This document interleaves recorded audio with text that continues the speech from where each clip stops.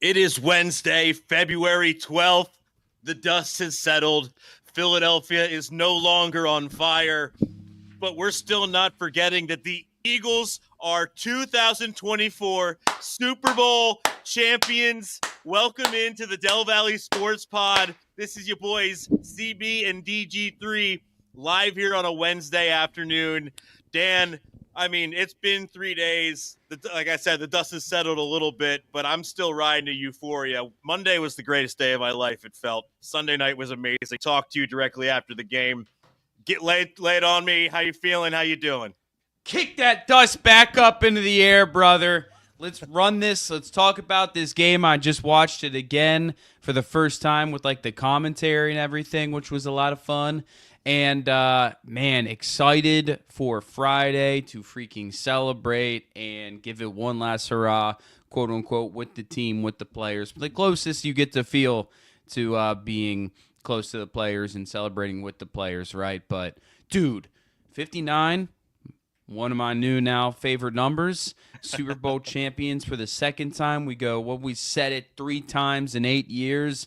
It's weird. It's this weird new norm, and I think I like it, Colin. Just an absolute dominant, no dots type performance against a team. This wasn't the Philadelphia Phillies going up against the Tampa Bay Rays. I don't take anything away from the Phillies. It's a World Series, and there's no asterisk, but it is a different feeling to go against the big boys, the dynasty, the team trying to win it 3 in a row, and absolutely smashing them right in the chillins, man. Knocking out teeth and rubbing some heads in the dirt. Wow, they performed. What an absolute ass whooping. Like belt to ass, we see everything you're doing and you have nothing to counter. Watching that game at halftime, I was like, is this real? I mean, obviously it's real, but you couldn't believe it. Yeah. From the start of the game. I mean, we'll get into the X's and O's, but just the way that game played out is hard for me to believe. Like, we had in our wildest dreams that they were going to mop the floor with them. But then they actually went out there and did it. Now, the score is not indicative whatsoever of how one-sided that game was. And for my entire life, the score of this Super Bowl will always be 40-6. Because that was when they took the starters out, dumped Gatorade on Sirianni. I mean, 40-6, 34 points, a lead in the Super Bowl is the second largest lead in Super Bowl history, right behind the Seahawks when they mopped the floor with the Broncos back in 2014, I think it was. I mean, everything was just going the Eagles' way. Mahomes had no answer to what the Eagles did. I mean, let's get into it, man. Let's Colin, talk about it. Kenny Pickett took like 6 to 8 snaps in this game in the fourth quarter. I know. Kenny Pickett took almost 10 snaps in this game. That's all you need to know. That's all you need to know right there. If your backup quarterback comes in the Super Bowl, you're either Patrick Mahomes wasn't coming out. There's no way you take your starter out. So if your backup comes in, you won handily. And that is exactly what they did, dude. I am still just loving every second of it. I'm so happy you're getting to go to the parade. You deserve it. I mean, I saw Chupkas was absolutely amazing out there in Pittsburgh. Yeah. I'm happy for everybody who's an Eagles fan, and even the new people who are now Eagles fans, some of my friends included. Welcome in. As Doug Peterson had said 8 years ago, and it didn't really pan out for him, but this seems to be the new norm in Philadelphia. This team's on a heater. 2 and 3 years. It's really wild because it's going to 2 and 3 years, the 3 and 8 years thing, but it's just so crazy because the first time we won the Super Bowl since then, that wasn't that long ago, and we lost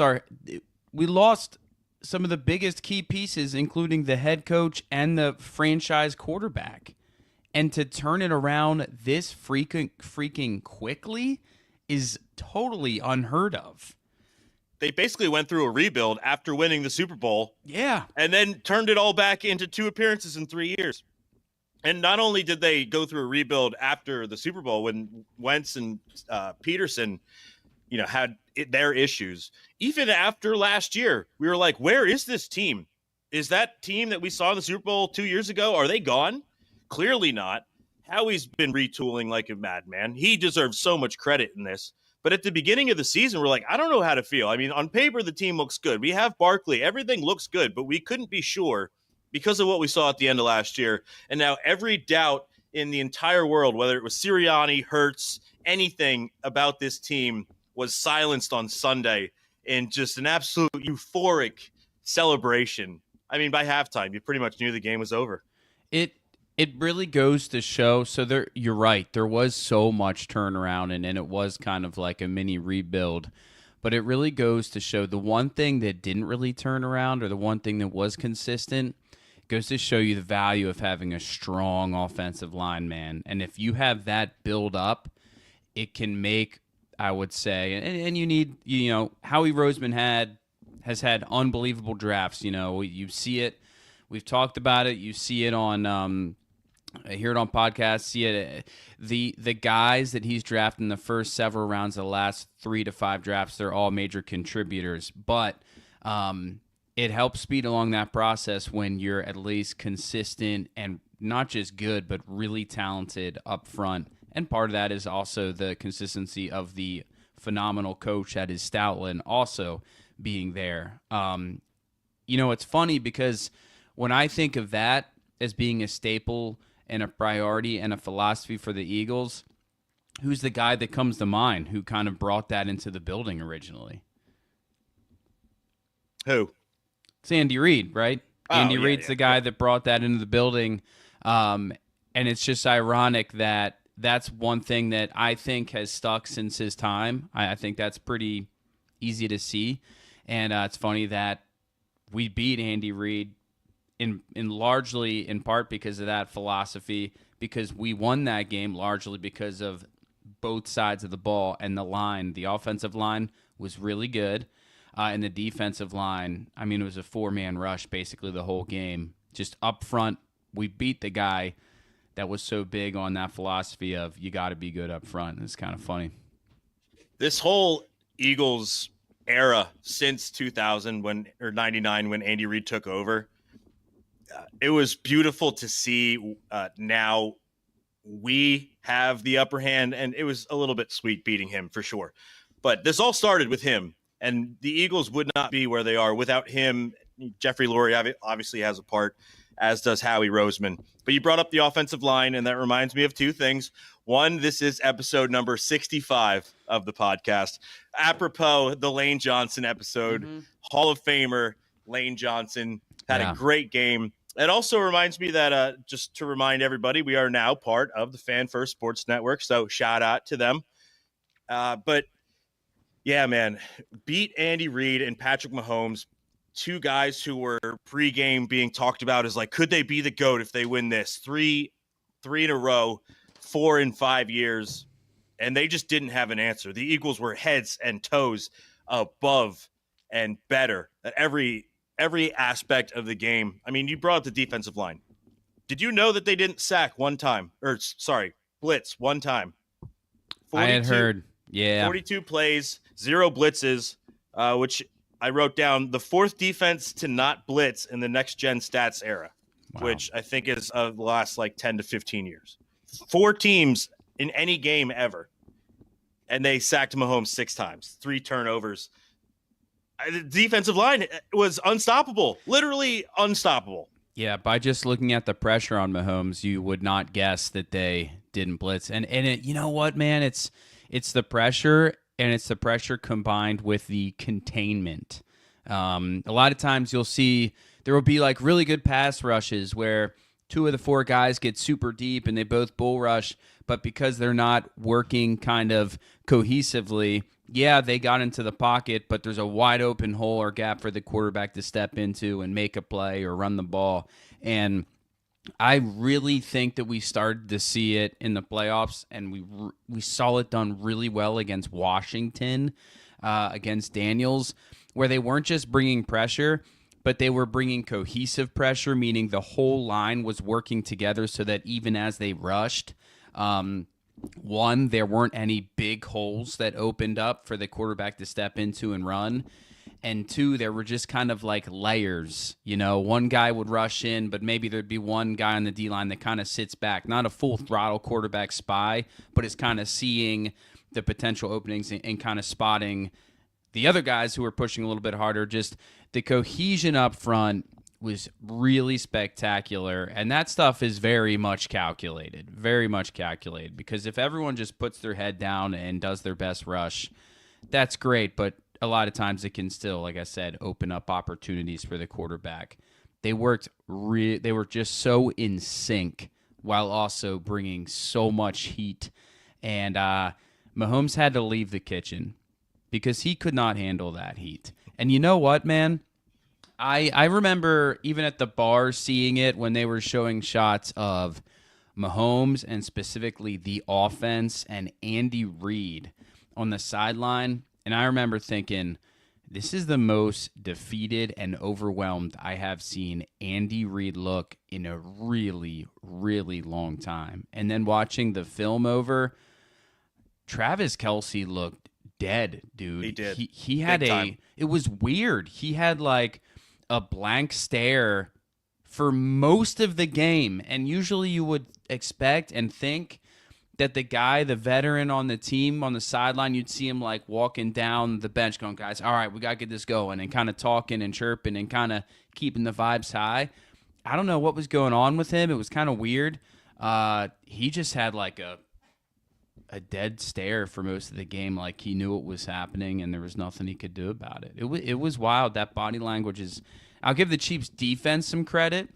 There was a lot of Chris Jones and a lot of sideline talk and like communication and, hey, let's kind of like figure this out type energy that I was sensing from what I saw. But the offense, man, they looked totally puzzled, and I think a lot of that has to do with if a team is that effective, that stinking effective with a four-man rush, it's hard to find answers. 2 incompletions and no yards in the first half isn't going to put jet fuel in the jet, Travis. He was blank, like had no answers, no fire. I think he just saw the writing on the wall early, as did a lot of the Chiefs team. They just saw how they were being outmatched very early. And when you got Mahomes pinned in a corner, I mean, they only ran the ball twice, I think, in the first half. They had 23 yards, 1 first down. The Eagles had more points at halftime than the Chiefs had yards. But they were ineffective at running the football, and they got so far behind so early that they had no choice but to pass the football.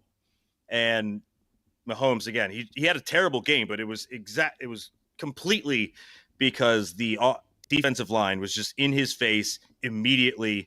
As soon as he dropped back to pass, he was looking at the lineman rushing him, had no time to really get down the field. The only time he did was when he scrambled out, it seems.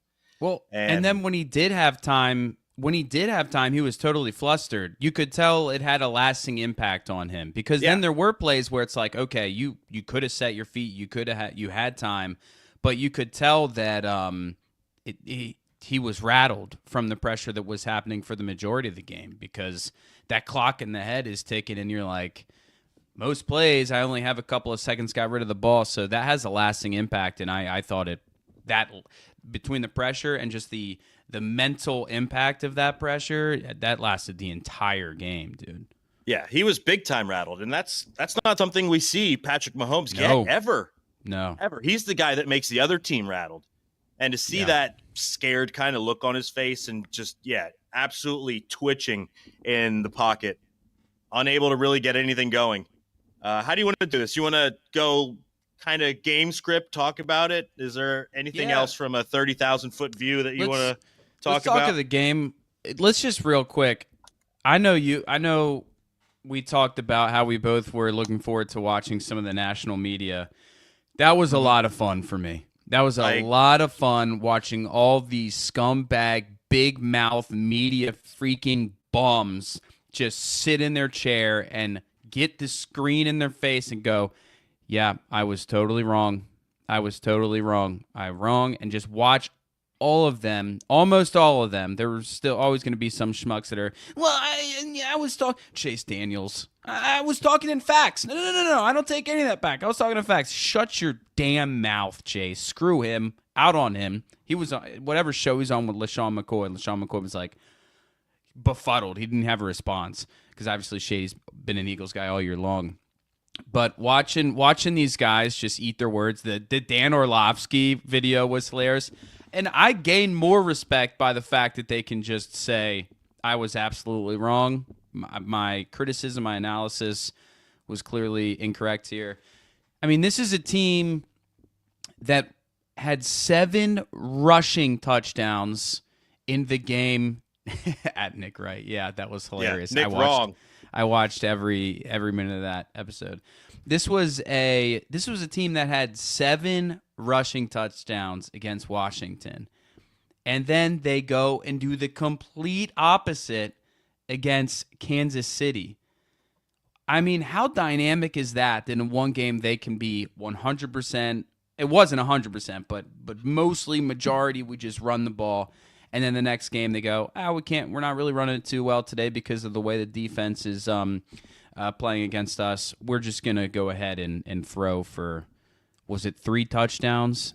Smitty and AJ. So 2 pass, and then Hurts ran for a couple as well. So just incredible. Back-to-back games, and the offense is like a completely different offense. And it really does show you, okay, maybe Hurts can pass the ball when he's asked to. Maybe he can. Maybe they just didn't need him to every game because Barkley ran for 2,000 yards. They didn't need him to be an elite passing quarterback. And that's because the rest of the team is so good. But yeah, you have Saquon Barkley, the best offensive line, ran for 2,000 yards. And, 95 points in the last 2 games of the season. If you go back to the Super Bowl 2 years ago, the NFC Championship and this Super Bowl, probably the 3 best games that Jalen Hurts has played across the board, and they just happen to be 3 of the most important games in his career. Yeah. He gets it going when it matters most, and that totally makes sense with the way he keeps himself, his mindset. You see him on the sideline, still that stoic, like, we got business to finish. This ain't over. Let's keep our heads down. Let's go to work. Let's keep doing what we're doing because it's working. Never gets too high, never gets too low. You sent me clips of him talking to Devontae. He is the dad of the team. Yeah, I know. That's what it felt like. It's a clip of Devontae where he's just like stoically and sternly like kind of smiling and talking to Smith, and he's just like, you deserve this. And Smith is like losing it. Smith is like crying. And it's like when a dad's talking to a kid and the dad's just like really, really proud of the kid and he's just smiling, looking at his kid and how his kid's like taking everything in. And then I was like, Hurts isn't just the leader of this team. He's like the dad of this team. And I've told you before, I feel like Hurts is a like a 50-year-old man trapped in a 25, 26-year-old man's body. And he's always been that way. He had a couple of quotes after the game. And it's funny because on the last episode, I brought up that point about I think that he is inspired by his college championships and the games that he didn't win or he got pulled out and all this. And he had a quote after the Super Bowl, and he's talking like introspectively. Also love that in a lot of answers he's like, I still need to process that. He's so mature. But he's talking about, and he literally says that whole script. He's like, I'm still the same kid. I think of the kid. That's the thing. I'm like, you are still a young guy. He's like, I think that little kid is still inside me. They lost the championship and then that got pulled out at halftime in the one championship. And I'm like, dude, you're like, how is he, 26? Old man. He's an old man at heart. He's got an old soul, and he's just like so wise and humble beyond his years. It's unbelievable, dude. Cooper DeJean had a similar quote after the game. And he's like, yeah, when I caught that football, I was just running around like a little kid in the backyard, and we're like, dude, you just turned 22. You are also still a kid. You look like a kid. I called my dad. I think we talked at halftime. We were talking about that interception play, and I was like, and he's only 2. And my dad goes, yeah, and yesterday he was only 21. It's just, I mean, there's stats all over the board of how good Jalen Hurts has been in both Super Bowls. I'm pretty sure the Eagles are the only team in NFL history to score more than 35 points in 2 Super Bowls. I mean, Jalen Hurts is one of 7 guys who have 2 Super Bowl appearances and 1 win in their first 5 seasons. It's Brady, Mahomes, Ross Wilson, Ben Roethlisberger, Kurt Warner, and Troy Aikman. Yeah. I mean, those are he is an Big elite names. company. Big with names. and there's stats like about Sirianni, saw this on Pat McAfee's show, one of 3 coaches with a 700 winning percentage and a Super Bowl title.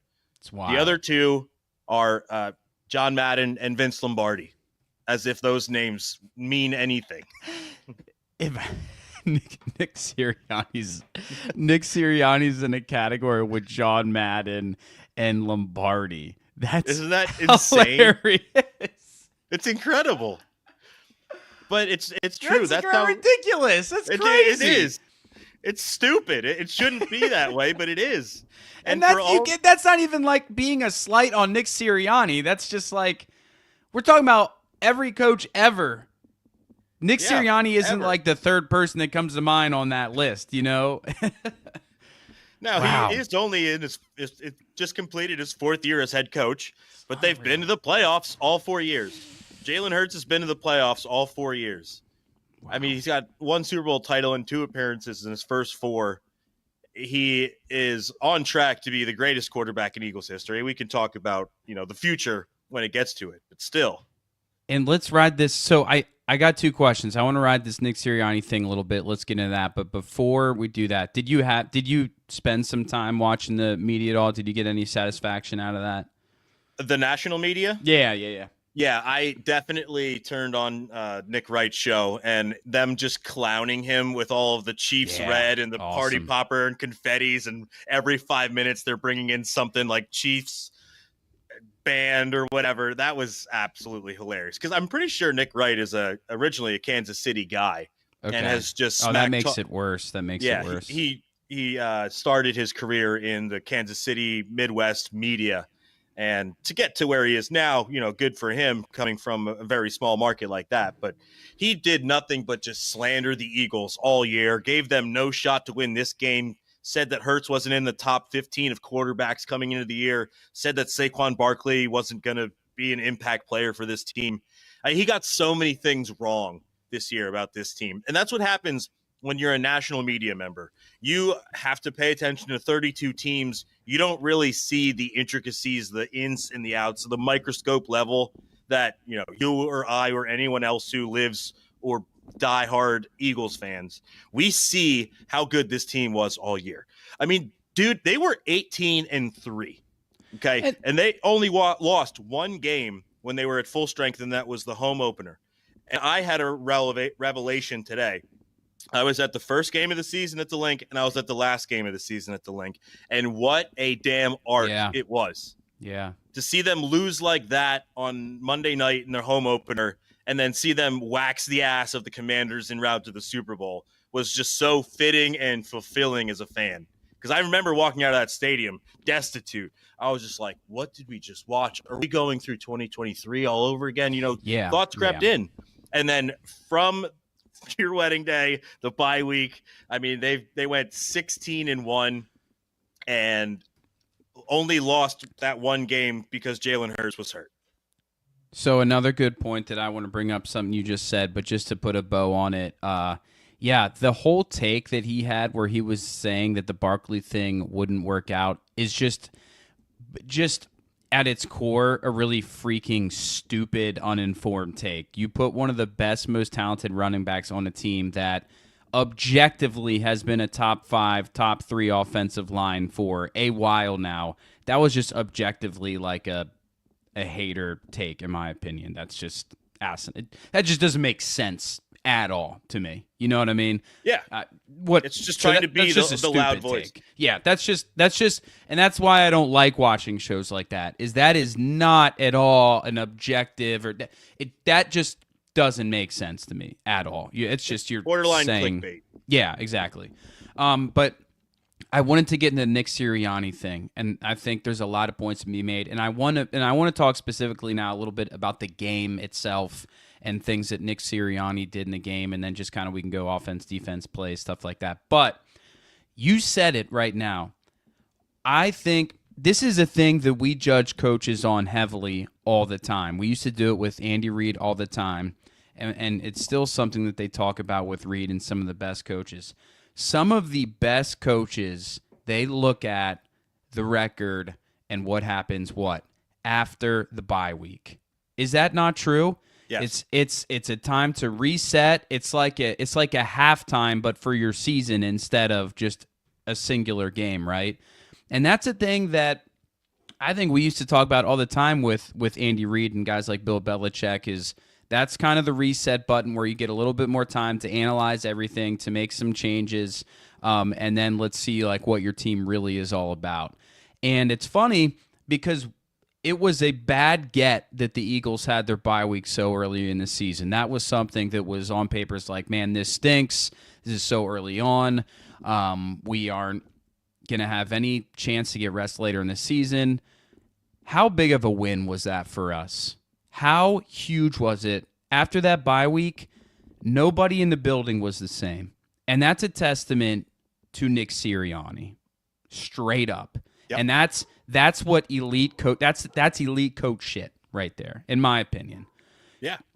Especially because that gives me chills. The story was told how the offensive lineman and like Lane Johnson and Mailata went to Sirianni. He was like, dude, we are really good at running the football. Let's run the football the way we know how. And the season took off on a different trajectory from there and never stopped all the way to the finish line. The only thing the Chiefs did well in this game, if we're going back to the game, is stop Saquon Barkley. I mean, he had 57 yards on 25 carries, probably I would say by far his lowest average, 2.3 per carry. But they sold out to stop the run, and they couldn't stop anything else. You could see them. The defensive linemen were not pass rushing. They were standing flat-footed, making sure Barkley didn't beat them. So I'll give them props on not making Saquon beat them. I was hoping. Kind of, but I was surprised that they didn't adjust more in the second half, you know? Yeah. I don't know. I guess because listen, yes, but the game plan was pretty simple as far as I could tell watching the game, because what did they do like 10 times? It felt like it probably wasn't quite 10, but they would just keep Barkley in the backfield. They're going single high safety because everybody's in the box because they're worried about the run. So Hurts would just step back, get a nice pass block, blitz pickup by Barkley, and hit it deep on the sideline. Like, they threw that deep on the sideline a ton because they kept getting, okay, you want to worry about stopping the run? You can give me one-on-one to A.J. Brown. All right, he's a dog. We'll win that. You want to go ahead and give me one-on-one to Devontae Smith? Okay, he is also a dog. We can win that. You want to give me one-on-one to Jahan Dotson? Okay, he's a dog. We'll take that. It was every single receiver was winning these bogus one-on-one matchups because they sold out to stop the run, in my opinion. They wanted the blitz. They wanted to have the box full, and they went single-high safety, and we burned them over and over and over again, and that's Hurts being able to throw a beautiful deep ball, and that's the O-line doing so much better at picking up the blitz with the help of Barkley and whoever on any given play is the running back. And it kind of made it simple. It kind of made it simple from Hurts, didn't it? And I'm not saying every single pass play was a simple read, but a lot of his big plays were kind of simple. It was, all right, you're giving me one-on-one man coverage. My guy is better than yours. I'm going to throw a dime, and he hit he did miss a few, but he hit a lot of them. And that's what it was, right? That was kind of the offense. The Chiefs' defense was scared.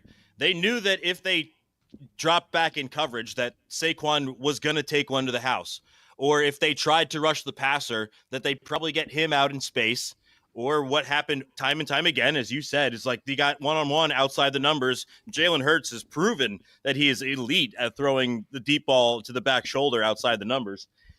They had no answers, and we talked about it all year. It's because this team can beat you any way they want to. And the game was dictated by the Chiefs. Okay, we're going to stop Barkley. All right, well, you're not going to be able to stop everything else that we can do. Yeah. Goddard had 2 catches on the first 2 drives, didn't have anything after that. But again, yeah, Dotson had 45 yards. Smitty and AJ had a touchdown. There was no way. There has shown to be no way that you could stop every facet of this Eagles offense. I mean, the last 3 games against the Rams, the Commanders, the Chiefs, the offense was just lighting it up. Whether it was Saquon in the Rams game, I mean, they scored 8 touchdowns in the Commanders game, and then they were up 40-6 against the vaunted Chiefs. You can't stop this team.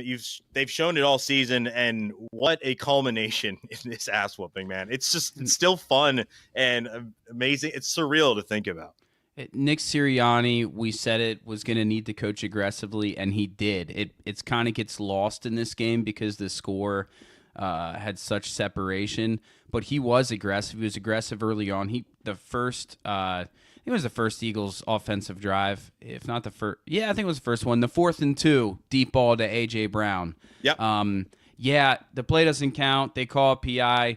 But I still think there's a lasting impact there. They completed that ball. You showed you kind of gave your offense confidence. You showed what you're capable of, and you showed the other team, yeah, we're not messing around. 4th down and short, we're gonna go for it. We're not just gonna go for it, but we're gonna go for it, man. We're gonna cut off the head of the snake here, and we are gonna dictate how this game goes. And then so there were a number of like aggressive play calls that I love from Nick Sirianni that said we're playing to win this game. And then you saw the other side of it from his kind of cultural standpoint and getting the locker room in order. When A.J. Brown had a moment where he came off the field and there was tension on the sideline, you saw that he responded well on the sideline to that. He did or said what was needed to say. And then what do? Next drive, they go ahead and say, hey, let's get A.J. Brown a touch. Let's get things right. Let's get this thing going. And A.J. Brown gets a touchdown, and then we're all good, So he showed in that game some of those things that he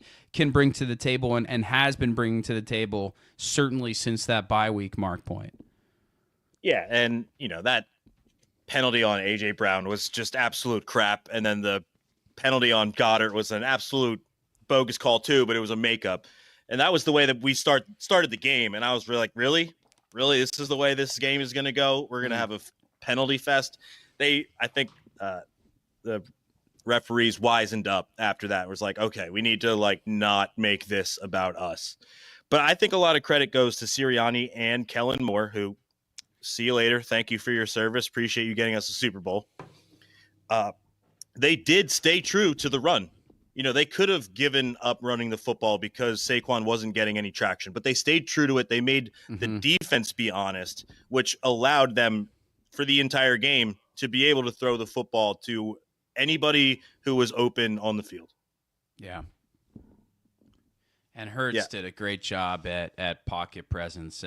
Yes. Better, quicker decision-making than we've seen, at least compared to the regular season. There are a couple plays where he's back in the pocket and the pressure is about to wrap around the corner on him, and he just sees a wide open hole up the middle, and bam, my 2-3 seconds, first read wasn't there, wide open in front of me, bam, runs for 10, 12, 15 yards. Like, his decision, he was feeling good. He was feeling confident. His decision-making was pretty fast, and he ended up getting what? Didn't he end up getting 70-plus rushing yards in that game?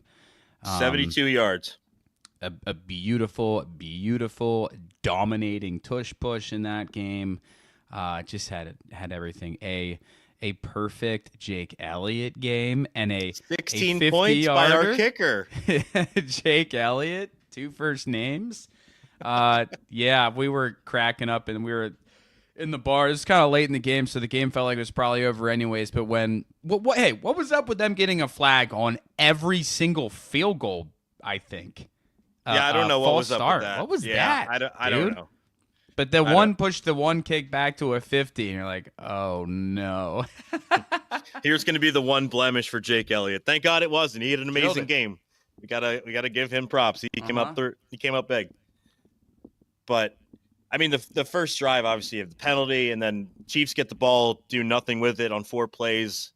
The Eagles get the makeup call with Goddard, which leads to that Jahan Dotson play. I'm sorry if you had Jahan Dotson first touchdown scorer. I know there was one person in the watch party I was at who did and was losing his mind when he was down at the 1. Tough. But yeah, that tush push went 4 yards right up the gut when we'd seen them be stopped a couple times this year. You know, it wasn't perfect like it had been in the past, but that was just a sign of things to come. Or like, you know, it's coming and you're not going to be able to stop it. It was one of their like most effective of at least recent memory. And it was on from there. Yeah. I mean, again, Patrick Mahomes, and it wasn't the next drive. My mind just keeps going to the DeJean pick 6. I mean, what a play. Yeah. That play will live in history as one of the best plays and stories that this guy is a rookie, gets his first interception in the Super Bowl on his birthday. It's pick 6. And at that point, we're like, okay, the route may be on. And every time the Chiefs got the football back, they could do nothing with it. Sniffed out a couple of those real quick, like twitchy passes, trying to get, receivers like Worthy in space. Cooper DeJean was on that pretty good. His coverage on Travis Kelce looked really good. Cooper DeJean had a great game. And who's a guy that we didn't really talk about or see at all in this game, which is pretty typical of him? Quinyon Mitchell, dude. I don't have the stat. I don't have the stat for how many times they threw it to him or his way, but I sure don't remember seeing a whole lot of Quinyon Mitchell. I think that he was playing some lockdown football out there. This is the fun thing, right? Maybe we can do it real quick. You could go through this roster, especially the defense. You could probably have something good to say about every single freaking player on this team. And not just like, oh, they had a good game, but like for a lot of these guys, I have a specific play that comes to mind. You think about Cooper DeJean. Had a great game overall, incredible pick 6. And did a good job punt returning too. Zach Bond, one of the most athletic interceptions you'll see by a linebacker this year. Diving out in his former stadium with the Saints, where he was a mere edge rusher, fringe backup kind of guy. Unbelievable interception on that play. You got every single guy on the defensive line, Colin. Burks had, I think, the hardest hit of the game. Down inside the 20. He had the hardest hit of the game. Murdered the dude. Isaiah Rodgers almost got the first interception of the game. On the first drive, yeah. Mahomes rolls out. He's under pressure. Carter, who somehow was able to catch up to him. That was wild. I was like, it's just unbelievable how a guy that big can still move. Isaiah Rodgers almost intercepted that ball. I think he was involved in that play with maybe CJ GJ. You had CJ GJ was all over the place. Milt Williams. Unbelievable game. He's been an unsung hero this whole year just because the other guys around him, mostly Jalen Carter. Holy crap, the game that guy had. Yeah, he had two pressures and 2 sacks on top of that, 2.5 sacks. Unfortunately, he's a free agent. He may get money elsewhere, but he played an absolutely incredible game. How about Josh Sweat? Sweaty. How was his game? Oh, unreal. Best game as an Eagle, maybe. Best game as an Eagle. Yep. I think both of those guys, you can say that. Milton and Josh Sweat, their best games of the season. Jalix Hunt got in there on multiple plays. Jalix Hunt was in there. Jalen Carter obviously was dominating the line. Obviously. How about Nolan Smith breaking up the freaking pull block? He probably gives up 100 pounds on that offensive lineman at least. I saw that. And he murdered that guy. He murdered him. He plays so vicious. He is not a big guy. And that's the thing. Like, it looked like his first season playing, this guy's too small and he's always chasing around. He's starting to see the game differently. He is small compared to some of these offensive linemen, but he is the toughest guy on that squad, man. He's brutal. I'm looking at the play-by-play here on my screen, and I knew how dominant this game was, but it really puts it in context when you look at the play chart. The Chiefs had 7 drives in the first half. 4 3-and-outs, 1 first down, 5 punts, and 2 interceptions. One of them was the pick six. We said it at the beginning, and everybody's seen the numbers. 23 yards and 2 turnovers in the first half and 1 first down. It's unbelievable. You want to talk about domination? They had nothing, absolutely nothing. And just when you think, oh, it's 24-0, maybe Patrick Mahomes can come back. Some people were probably thinking that. Chiefs fans were trying to talk themselves up. Oh, Brady came back 28-3. Just the way that it was dominated in the first half, there was no doubt in my mind that the game was over. Like, my dad texted me at halftime. He's like, good start. I was like, this game's over. He's like, no, they need to make a statement in the second half. And then they come out 3-and-out, and the Eagles they go down the field and score, kick a field goal. 12 plays. Ate up a ton of clock. Yeah, almost 7 minutes. I texted him back immediately after field goal. I was like, statement made, bud. Yeah, right, yeah. No, 100%. I think, to me, the 17-0 was not, I don't want to say it wasn't a significant lead. Obviously, it's a significant, but 17-0, but the Chiefs get the ball here at the end of the first half and plenty of time to put together a drive, and then they get the ball back, right? So it was 17-0, but you had that in the back of your head that it is very reasonable that they have a good opportunity to potentially flip it to 14-17, you know? Mm-hmm. But then I think it was literally the first play of that drive, Bond makes that pick. And it's like they just can't figure it out. They cannot figure this defense out. They can't do it because that's the drive. That's the drive where Mahomes locks in and he says this 2-minute drill and he does this crazy sidearm and spin and smacking the buttons on the controller moves. And then the first play, Bond makes a diving interception. And it's like Mahomes is lost right now. He is actually lost. It was unreal. And then, like you said, they showed the total yards for the first half, and you blink twice and think you're going to see a zero somewhere. It's unreal. What is that? They couldn't get 50 yards in the first half? No one has ever played the Chiefs the way that this Eagles defense had done. And the fact that it was in the Super Bowl of all games, I mean, we're just all watching that like, this is euphoria. We couldn't have asked for a better way for this season to end. I'm getting goosebumps right now because I'm thinking of all the feelings I was going through during that game. I mean, yeah, when Cooper DeJean gets the touchdown, the immediate drive after was a 3-and-out. The Eagles get the ball back. They punt, which pinned them down inside their own 15, which is when Mahomes threw that interception to Bond. He threw that interception to Bond because I believe it was Milton Williams blocking Joe Thuney directly into his side, which, had his arm cocked and threw it 4 yards offline. I forget who it was that was open. Was it Juju or Worthy? I mean, they had space, but Mahomes was knocked off his spot and the ball went completely in the wrong direction, right into the hands of Zach Bond. As you said, an amazing athletic play by a linebacker. Just every time that the Chiefs got the ball back, you're like, all right, let's see. This game isn't over quite yet. Let's see what they got. And they had nothing on any of it. Yeah. And then the second half was pretty much just a party. And it felt exactly the way the NFC Championship game did, especially being in the building. After the first drive of the second half in the Commanders game, we're like, we're going to the Super Bowl, man. Let's enjoy this ride because it's been one fun one. It wasn't a roller coaster. It was just a straight absolute thrill ride from non to stop. There was no ups and downs. It was a rocket blasting out of the gate. Yeah, the Chiefs didn't have really any big plays there. They had a chance.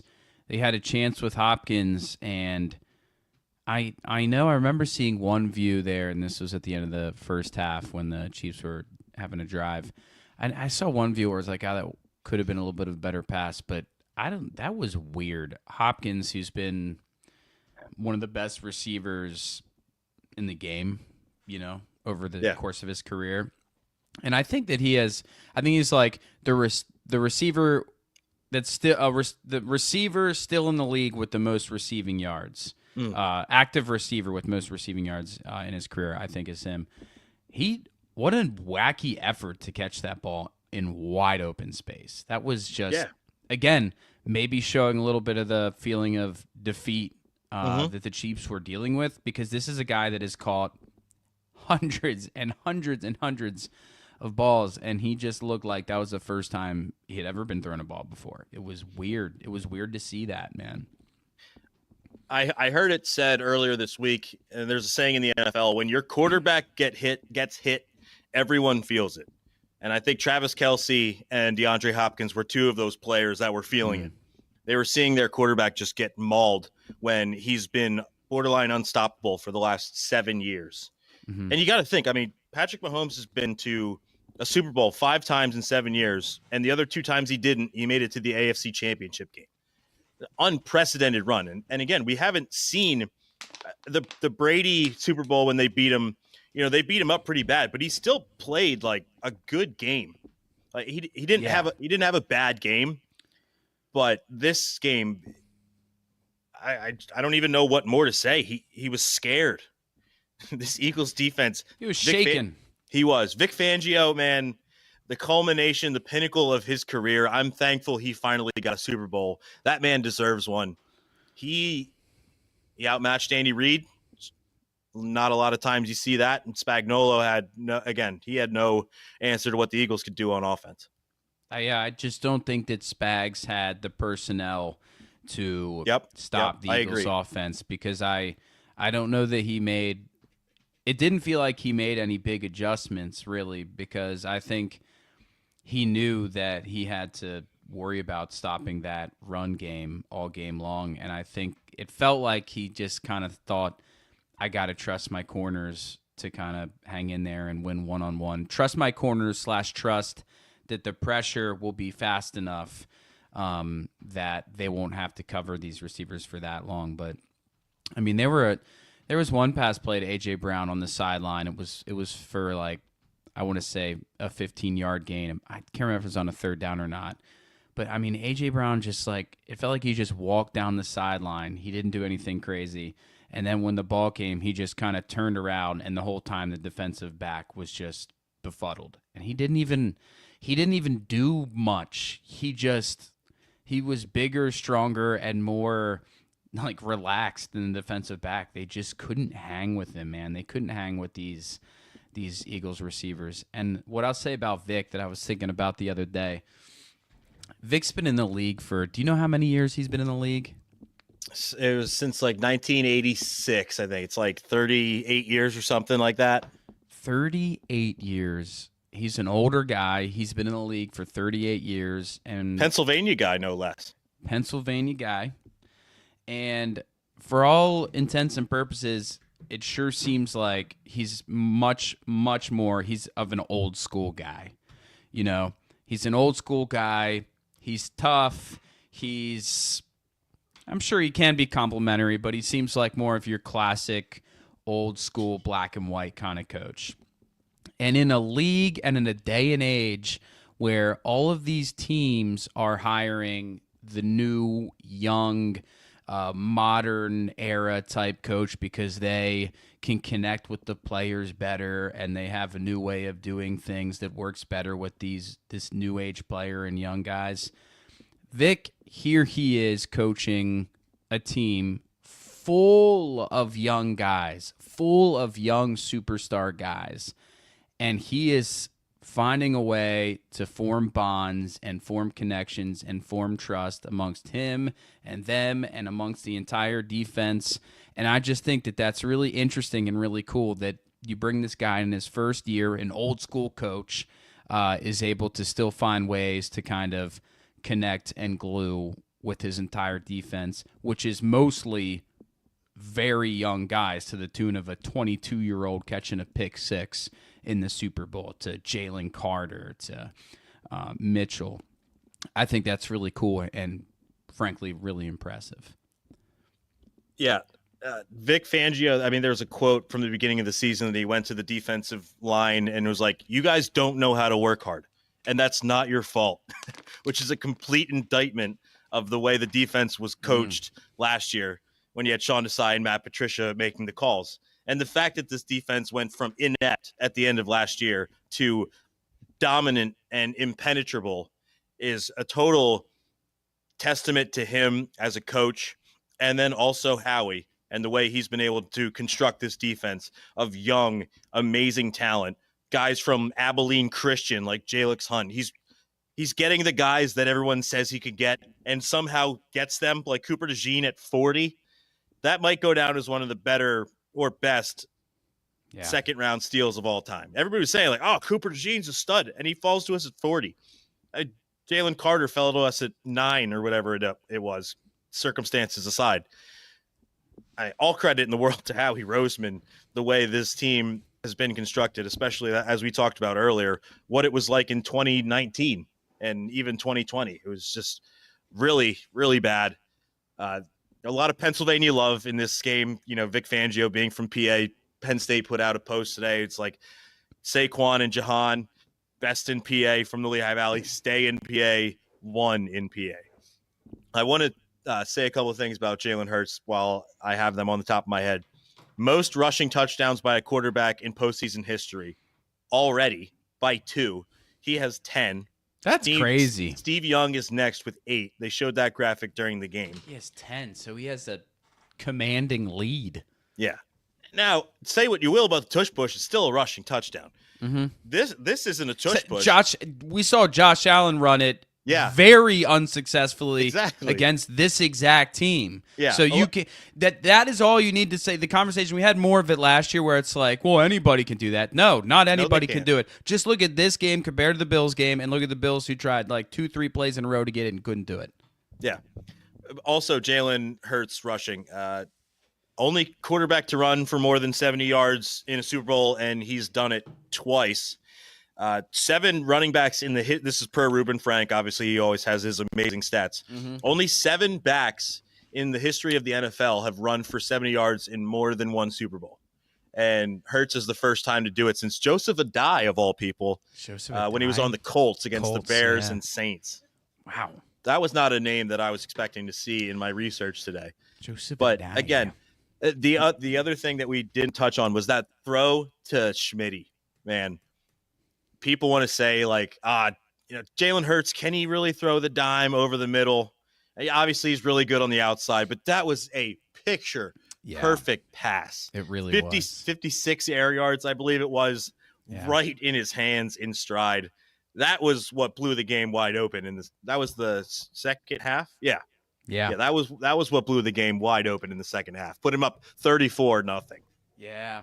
So not only does he have running back skills at the quarterback position, he also has elite touch, and he's proved every doubter who has ever come his way wrong in this game alone, as he has all season, but especially in this game. I think he's not a guy that's going to be able to sit in the pocket and go through his reads and then make a Patrick Mahomes type play, and that's why it's so great and so important that this year he had great talent around him and great coaches around him that could help with that side of the game. You know, whether it be, hey, we're gonna set something up so that at some point in this drive you can do a play action, get a healthy pocket, and then just focus on throwing a perfect deep pass.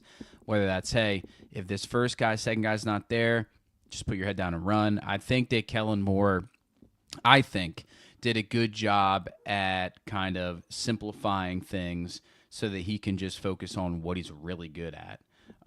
That's my opinion. From way outside in. But I think that that's what Kellen Moore did a really good job of throughout the year, and certainly in this game.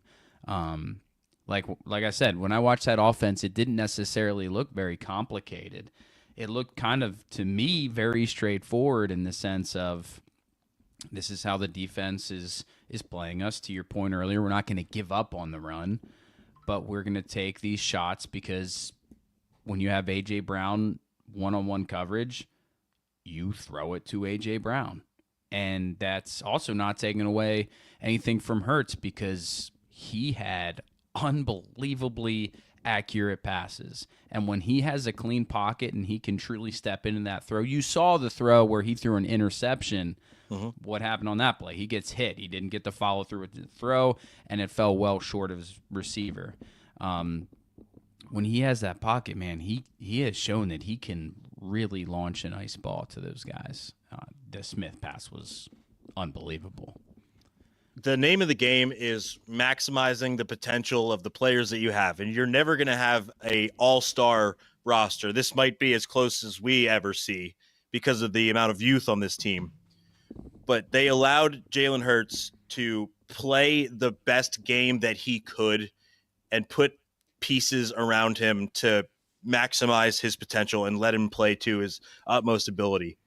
And damn, I had something I was going to say. Now I forget it. I'm sorry, Dan. I had a thought running there about Hurts. Before I talked or when I was talking, it came to mind. It was as you were talking, and then I saw a bird outside, and that's pretty much where my thoughts went out the window. It's not about Kellen Moore or anything like that, is it? No, it'll come to me. I guess this is one thing I was thinking of. The only thing I didn't understand the Eagles doing in that whole game was that weird ass formation where they had the 3 linemen and 2 guys out in the sides. It looked like the Zeke Elliott direct snap where they had one guy blocking him. It's like, that's not gonna work. Yeah. I mean, was that Saquon or no? It was Gainwell. I mean, Gainwell still got 4 yards on that play, but that was just that was a head scratcher. That was the only thing I was like, what are we doing here? I have no idea. The only thing I can think of is like, we're gonna do this, and if this exact thing happens, or then like do this, and if it's not there, just hand it off. It's funny. 2 plays come to mind. The one that you mentioned was Zeke, and then the much different, but the infamous Colts like punt play where they lined up the whole line on the right side of the field, and then they like snapped the ball. Do you remember that? Yes. Then they snapped it. They snapped. Couldn't believe they snapped that ball. I remember what I was going to say about Jalen Hurts. It's like, not only did Kellen Moore set him up for success, there were a number of plays where you could see he checked at the line of scrimmage based on what the Chiefs defense was giving to him. Yeah. Whether they were blitzing from one side or pass rushing from another, checking out the plays. I mean, the one that went to Dotson, you could see him signaling over to the other side. AJ and Devontae both pass it off, like whatever hand signal that was. And then he does the trigger thing to AJ when he was single covered. That's Hurts understanding the ins and the outs of the defense, and that needs to be an applause on his end. Oh yeah, 100%. He doesn't have the arm talent that say Joe Burrow has or Josh Allen, but he is able to take everything in his arsenal, and this is where I was going with it earlier, and maximize it, do what he does well, and do it so well that it can't be stopped. He might not be able to pick apart a defense based on arm talent alone, but his ability to escape the pocket, which is always something that you need to keep tabs on, and his ability, and he's shown to grow in this, to read defense and know where to change the play to make sure that they're in the right play, is something that we need to be thankful that Jalen Hurts has shown himself to be able to do. And people projected that he would decline in that area with Kelce gone this year. Yep. And I forgot about this, but this is something that I wondered at the very beginning of the year when Saquon was coming here, is that if it would be helpful to have Saquon in the backfield, a guy who's been doing it a while and seems like a pretty high IQ guy in comparison to like a Swift from last year, who doesn't even come close to that level of play and IQ, in my opinion. So, and I feel like we've seen a lot of plays this year where they're both in the backfield and shotgun and both talking a lot and talking to each other a lot and kind of diagnosing together a little bit. I 100% think that that's been an underrated contribution from the Barkley side of things as well. Yeah. Every move, it seemed that other than Bryce Huff, I was seeing the average annual salary, and Bryce Huff is one of their highest paid players and was inactive for the game. Might have been how he's only swing and miss this entire year, but every other move he seemed to make. How's Huff feel after the Eagles win the Super Bowl? He got a Super Bowl ring, man. Is he excited? I don't know. He's probably the only guy on the team who is not excited. He's getting paid a ton of money. He's a Super Bowl champion. And he didn't even play. He was benched. He was benched. Yeah, he was. No, he was. Yeah, he was not even Inactivated. benched. He was worse than that. He was deactivated. He was. Yeah, that's worse. Ah, it's Yeah. crazy. But you Well, know what? That's also a testament to the Eagles. Sometimes organizations will be stubborn and will not be willing to take it that far, and the Eagles have shown that. And you see that a lot with draft picks, like high draft picks, and teams not wanting to move on from a guy because of that. This Especially obviously isn't that. quarterbacks. Especially quarterbacks. But I give them all the credit in the world for them going, listen, he's not that guy. He's not the guy who we thought it was, at least not right now. And the other guys who we're paying far less to, who are the names are not as big, it's not as fancy, but they're simply playing better. So we're going to play those guys. And that is... It makes sense, obviously, when you say it that way, but there's a lot of teams that are going, no, we're paying that guy $50 million. You know what I mean? Get him out there. Figure it out. When you get to the NFL and you're a GM, ego is a big thing. And the ability to admit that you're wrong is huge. Mm-hmm. And they've had no problem doing that. The one thing where that comes to mind is Josh Rosen on the Cardinals when they drafted him in the top 5. And then after 2 years, they're like, all right, we know we don't have the guy, when a lot of times they're like, no, we spent a top 5 pick on this guy. We got to at least play it out. 2 years they released him, drafted Kyler Murray, which, had them in the conversation as a very good team at the time. Hasn't panned out yet. But again, that's one where you have to admit you're wrong, or else you're just going to keep compounding mistakes. Mm-hmm. The Eagles, Howie Roseman in particular, has shown that he is not above that. So it's bit. Go ahead. Just another guy that came to mind. You know who else is a Super Bowl champion for the first time with the Eagles? James Bradbury. James Bradbury.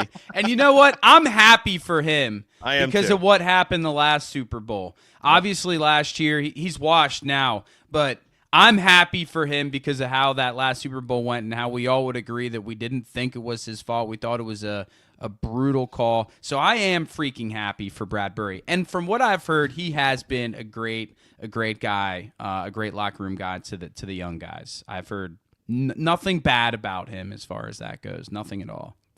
Yeah. Well, Dan, it's been about an hour. We've talked about almost everything you can diagnose from this game. I want to ask you now, how are you feeling about coming to Philadelphia for the parade? I'm feeling pretty excited about it. It'll be more real. There's a lot of logistics in mind to kind of get there and everything. If you have questions, I might be able to help. I think we locked down a little cheap hotel somehow through connections over in Drexel area, which is just funny and ironic that it happens to be there because the last time the Eagles won the Super Bowl, I stayed at my good buddy Tim's place. He had an apartment on campus at Drexel, so it's got a fun little deja vu to it. So hoping to get there early enough to be able to just kind of get in the front there. Hope to be not too far from some facilities. Yeah, good luck. Yeah.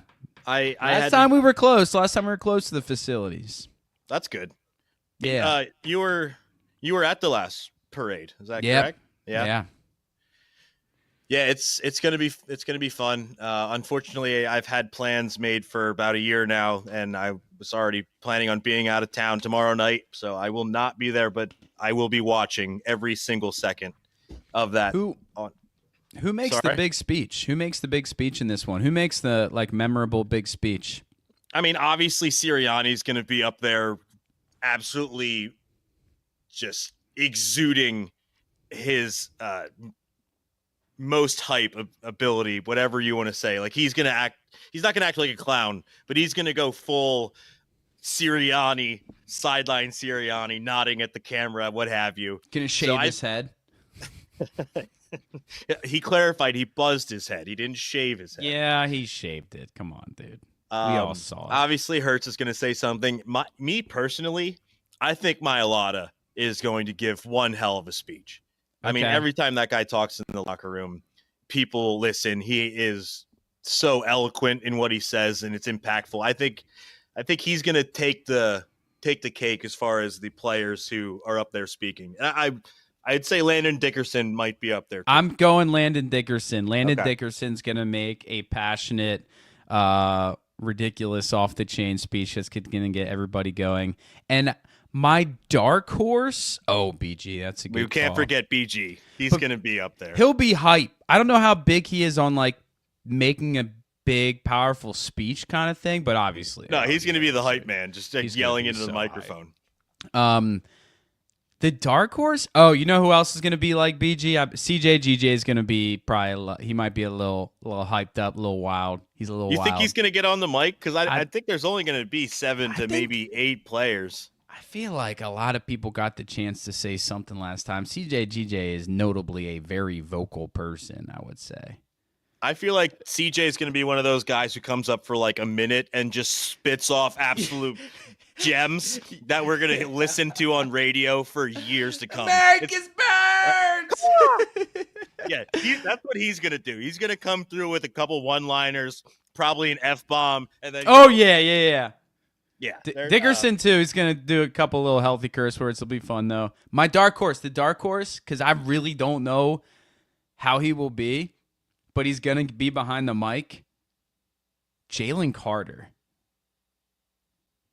because he's gonna be behind the mic at some point. He was the best player on defense. Yeah, but I don't know. I'm interested to see what he has to say. What he's gonna say. I don't know what he's gonna say. He's not the big like interview guy. No, you don't hear him with his media availability much. So if he does get to speak, I'm interested to see what he has to say. Same.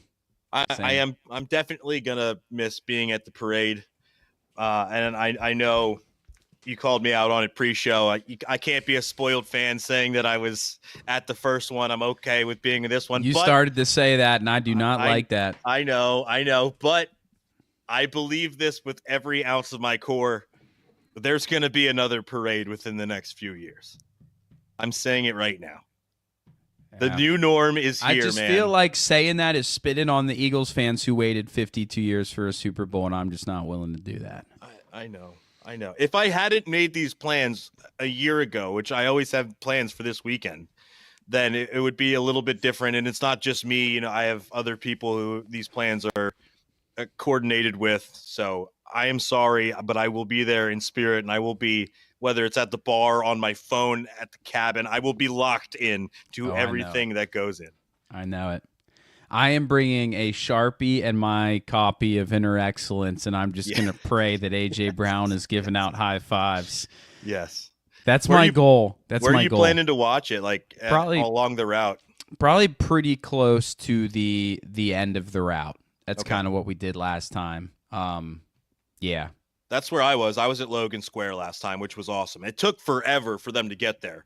It's such a fun environment when they're getting to the end of it, and you can see the art museum down the parkway. I want to be not right next to it, but I want to be able to, at least from a distance, see them at the art museum giving the speeches and stuff. I don't need to be in that like circle, so to speak, but I don't want to just watch that on a screen, if that makes sense. No, for sure. The one good thing that they do is they do have screens everywhere. Yeah, that you can see. They'll be replaying the game. I heard about it on the radio. I love that last time. That was awesome. And you're going to go nuts again for every touchdown, watching it with hundreds of thousands of people. I'm trying to find the Eagles Super Bowl banner because I guess, debuted it today. And there it is. Yep. They hung it out. They hung it outside Lincoln Financial. The double Lombardi. Oh, it's beautiful. I wish you could see it. Yeah, I got it on the screen over there. Maybe you can't see it. I don't know.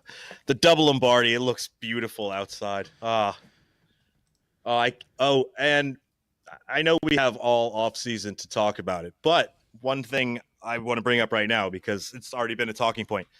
The Eagles are playing Thursday night. Home opener, Super Bowl champion, banner night. There's multiple options of who they're going to play, but I think there's one consensus that everybody wants and believes it's going to happen. Do you know who it's going to be? I'm so sorry. I was looking for the picture of the banner, and the very first part of what you said, I didn't hear what you said. I'm sorry. No, you're fine. It's next year. Looking at this banner made me remind of it. The Eagles are playing on Thursday night. It's banner night. a Super Bowl champion game season opener, and there's multiple options of teams that they could play and which would have major intrigue. But there's one that's being talked about that I think the fans want and that the NFL community as a whole believes is going to happen. Have you heard this, or do you know who it's going to be? No, I haven't heard anything about this. So a few of the options there, they play the Rams at home. They obviously play the Commanders at home, NFC Championship rematch. But the one team they also play at home next year is the Detroit Lions. Oh, man. The Detroit Lions, who everybody Wow. was expecting to be the NFC Championship game. And now I think the Lions are going to get their crack at this team on the first night of the season. Yeah, screw it. Screw it. Why not? I mean, that game's got intrigue already. Let's go. It'll be interesting, man. The Lions lost both coordinators, and it'll be interesting for us, and we'll move on. We're not going to spend time talking about this, but it's all about these teams that do super well and go super far. Can they recover from losing their coordinators that had such a big impact on their success? We've already seen an Eagles team once that certainly did not recover from that, and now the Lions lose both of theirs. One being everyone would agree, like offensive guru type guy. So it will be interesting to see, and I hope that we can. I guess that's the near future, though, is the Eagles finding a replacement is something that's happening right now. Yep. Replacements in Kellen Moore's position. And then also, players are going to get money. When you're championship team, these young guys, Milton Williams especially, I mean, there's a number of guys who are on the last year of their deal. And they're going to have to make some tough decisions. Some of these guys are not going to be back. That's the reality of it. And, I do want to talk about this at some point, not today, but it's always the part of it. When you win the Super Bowl, the guys who are part of your team, the younger unpaid guys who allowed you to get to that point, go elsewhere and get paid. Deservedly so. That's the cost of doing business and being the champion. You see it in every single sport, whether it be the league itself or national games sometimes in like national competition. When players perform in the biggest stage, when everyone is watching, those players get looked at and they get paid. I mean, look at the 76ers and a guy like Yabusele. If he wasn't playing and bowling out for France over the summer, yeah, he's not in the NBA right now, probably. So you see it all the time. Great analogy. And in the Super Bowl, everyone is watching. You make a big play in the Super Bowl, people are literally everyone is watching, and they want that guy on their team. So yeah, you're right. All right, Dan, should we wrap it up? Yeah, let's wrap it up. Let's buckle up and let's party on Friday. Drive safe to Philadelphia. I mean, let's just relive it one more time. Super Bowl champions. Obviously, you and I have been talking about it all year. It has been a ride. It was at one point a roller coaster, but it's just been ever since September an ascension into the heavens. This team lives in immortality. We will never forget where we were during this game, how it felt afterwards, the feelings that we've felt all week and will culminate with on Friday. It has been a beautiful thing, man. It's hard to call yourself a Super Bowl champion or be able to say a fan and say my team won the Super Bowl. And now we've been able to do it twice, and it feels just as good, if not better, the second time around. And I hope to God that we can keep this train rolling down the tracks, man. This could be the start of something beautiful, like you so eloquently said on Sunday. Which, if you haven't seen the video of Dan giving his pregame hype speech that made me want to run into a brick wall, you can find it in our Twitter. And if you're listening to this, go ahead and find us on Twitter at Del Valley Pod. I put it out there. Dan is a man with words. And it gave me goosebumps even yet today because I watched it before we came on here. Filled with passion. This is a team that is easy to love. A lot of great guys on this team, and you already know we love this Philadelphia Eagles team. So, hell of a year. You're a guy that's easy to love, Dan. And I'm so thankful. We've done this and gotten to do this. I've become a better sports fan because of you, and I want to thank you because I literally feel like my fandom has gone from what I thought could be the highest it is to way beyond that now because I got to meet you and we talk sports every week for more than an hour. It's fun. I just want to say thank you for one, being my friend and being a true diehard Eagles fan. Yeah, man, it's really cool. It's really special to do this. It's fun all the time to talk about all this stuff and to do it together. But then when your teams make it to the main event and then they show out at the main event, it's pretty cool that we've been building this for quite a while now, and now we get to experience it in this way, apart from just our, the regular fandom, and we get to experience it and talk about it together. So all the more special, man. And it helps us soak it in even that much more, Yeah. At one point this season, I called Sirianni a bozo, and now he's my favorite human being in the world. It's amazing what can happen in a few short months. Yeah. I think we've all learned lessons this year along with this Eagles team, know? It's so easy to be in the moment, and it's so easy. But also people can change and adapt, right? So, yes. Because there were changes made, and I give him all the more credit for that. Like I said, that bye week thing shows a lot. And clearly he had the locker room and has the locker room. And if you have that, it can take you a long way. Some would even say it can take you to the Super Bowl. They proved that on Sunday. It can. As long as this team has Jalen Hurts and Nick Sirianni, I feel pretty damn good. Eagles, Super Bowl champions, man, for the last time on the way out. What a ride this has been all year. To anybody who's ever listened to this podcast, thank you, especially if you tuned in today. Shout out Iceman, always here on YouTube. We appreciate you. My family, everyone who's ever listened to this, we thank you. It's a lot of fun. We love doing this because we're Eagles nuts. And it's a pleasure to be able to talk about one of the best teams that we've ever seen. And we got to do it all year. I can't wait to talk about the rest of Philly sports as it comes up in the spring. And God damn it, I can't wait for football again.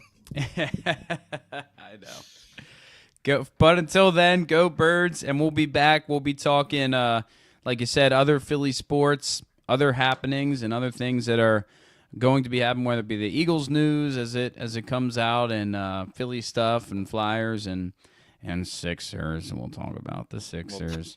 And looking forward to it. Looking forward to every second of it. This has been fun. We'll sign off one last time as part of the 2024 Eagles season. They have won the Super Bowl. Go enjoy the parade. Dan, you especially. You deserve it and have earned it. And, this has been episode number 65 of the Del Valley Sports Pod, the Lane Johnson episode. Thank you, guys, and we will talk to you next time. Later, Dan. Super Bowl champs, baby. Super Bowl 59 champs. Said.